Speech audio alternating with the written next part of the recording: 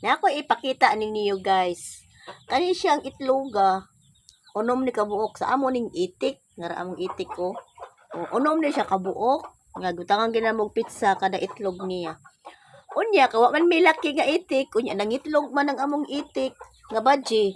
Unya ang upa niya ang kadto mang laki. Kadto kana siya. Kana may ni upa niya. Unsa ba ka high resulta no? Unsa kay resulta sa itlog ani? Ay. Unom ka buok. Unsa kay resulta sa itlog ani? Katunga itik ang katunga manok. Hala, abangan ang susunod. Nao, unom ka buok. January 26 ang last niyang itlog. January 26 ganina. Ang itlog siya ganina. Unya among gikuha. Tara, nya muna siya. Muna siya ang iyang inahan. Muna ang kanang itik badji. Oh.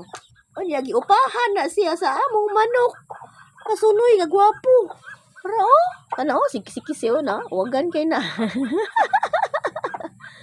Kana pero gwapo na siya. Oh, mo na nag-upa niya. Wala na ko na videohi nga giupahan siya kay wa man may laki nga itik. Nya kisay makahatag siya laki nga itik tagain taw mig laki nga itik diri oy kay para makahibawa mig unsa resulta ni iyang itlog. Nya kay manok mo nag-upa unsa ba kay resulta ni iyang itlog? Nakahuna-huna among pug ko nga ako na lang gyud kaning lutuon. Or ako na lang gyud kaning siyang ipadayon rin papisuon. Nya unsa ba kay resulta? Kay giupahan man gyud siya sa laki nga manok. Unsaon man na nimo? Oh?